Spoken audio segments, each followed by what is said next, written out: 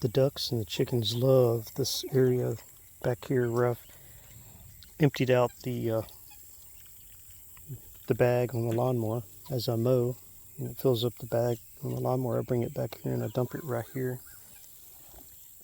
My main goal with this was to build a fluffy organic material spot that I would eventually turn into a garden. But the ducks and the chickens tend to come out here and graze.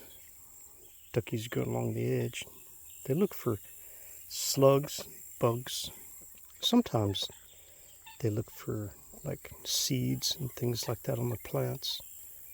But the ducks love slugs, all kinds of things. You can see how they run their bills down around the grass looking for things to eat. And they'll do that outside in that